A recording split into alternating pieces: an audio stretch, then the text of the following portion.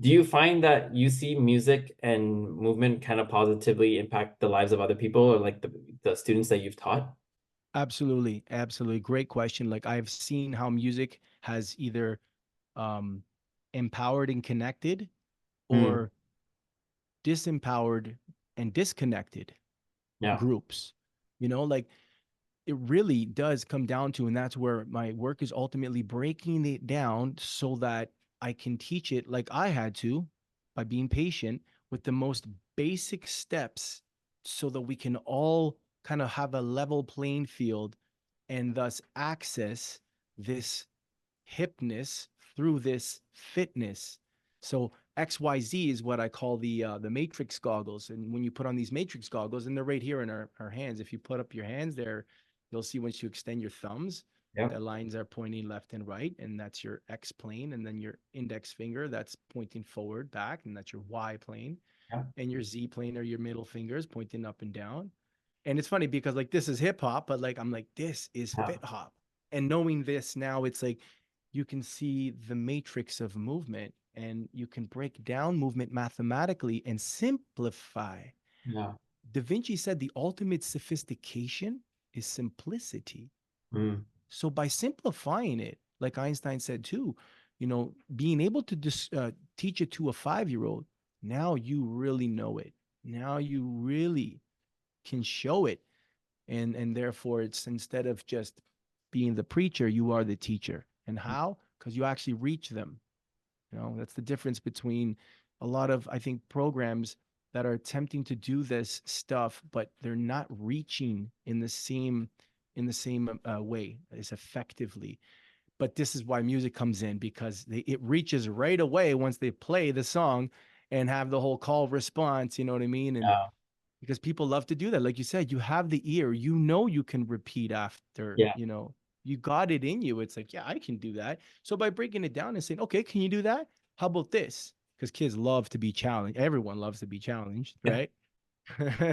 How about this? Yeah, you could do that too. How about that? And then usually in class, there's that one kid, and I was usually that kid who is like, yeah, but that's too easy, right? Mhm. And it's tough as a teacher, as a facilitator, to be able to cater to a whole group of people where it's not too hard but it's not too easy.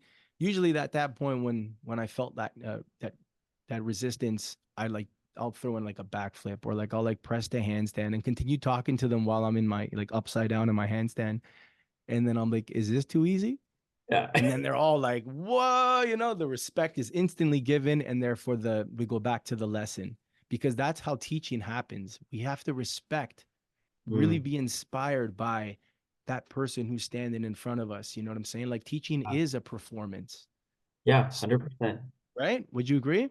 Yeah, I agree. I think like if you go back, even if I go back to school and like think about all the teachers that have taught me, it's those who like it brings it back to what your original point was, right? It's not just the person who's working with their hands and not just a person who's working with their brain, but it's a person who's working with their heart. And then also now Yes. with other people to make sure that they teach what's in their brain and in their heart out to the others, right? And now I'm just feeding off of that energy and I'm feeding off what Yes. they're teaching me, right?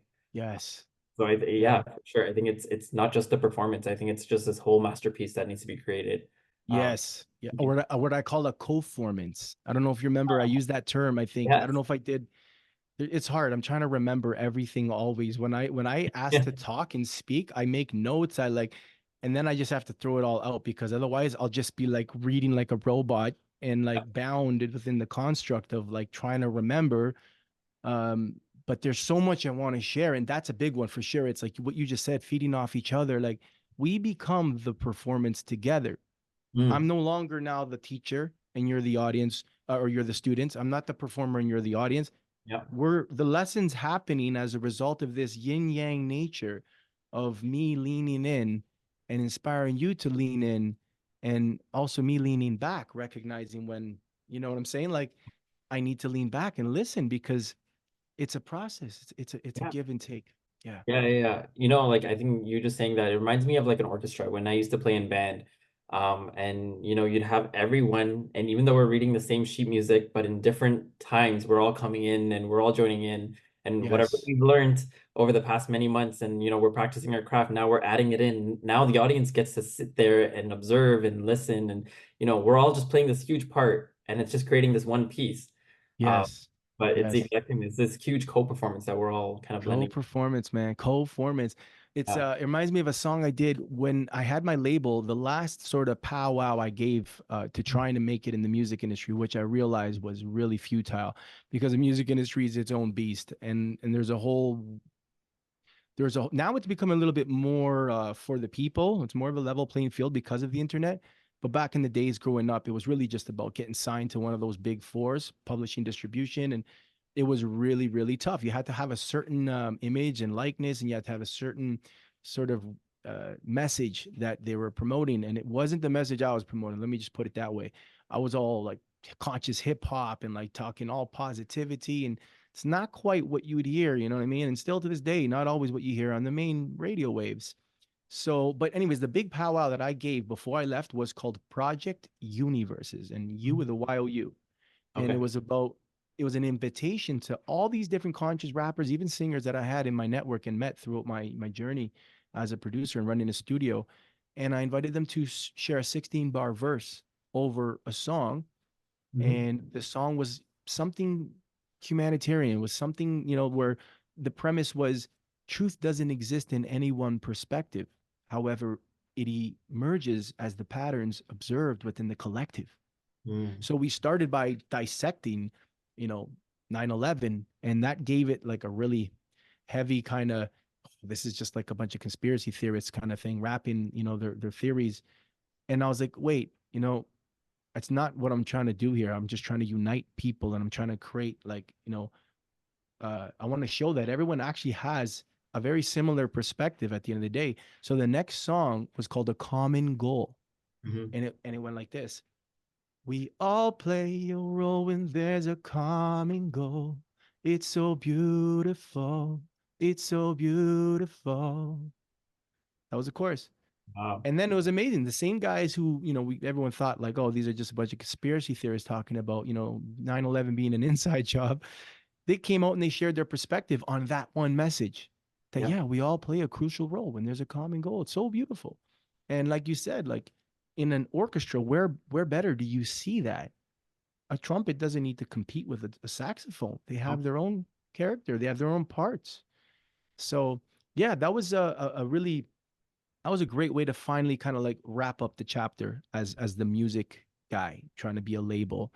And actually, I packed my whole studio in boxes, and I went to BC and I planted 19,079 trees. I counted every one of them, and that was my ability. That was my way of kind of getting out of the concrete jungle and yeah. contributing to the actual jungle. Yeah. And it was a very spiritual experience for me. I put it like, I wasn't out there for the money, for the job. I was out there to reconnect with me and god.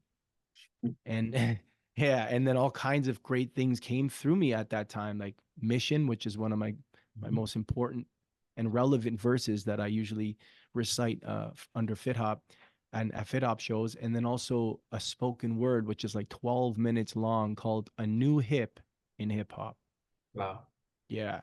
So it's amazing. Like that was a period in my life where transitioning, and yet again, I feel like that's life. It's like we have to recognize when this is done, or if not done, but it's time to detach from. And that's tough for people with ADHD or any kind of like anxiety, OCD. It's like the compulsive need to kind of go back to it and try to like make it something that, but being able to come back to the breath, Yeah. say, I've given it my best, and now I can move on to the next, Mm. is so powerful. Because actually, as you move on, sometimes the crystal clear, what do they say, hindsight is 2020, suddenly you get exactly the guidance you needed to complete something, and finally you feel completed. Because we do Yeah. want to feel complete as human beings, I get it, and we want to be able to say, hey, that's this is my project, and it's done enough that I can present it. And I Mm. think that's a lot of vulnerability. If you want to hear more stories, don't forget to subscribe, comment, and like. To support more youth by youth-led projects, visit us at youthspeak.ca, where you can donate and spread youth mental health awareness. YouthSpeak Charity. Speak, inspire, change.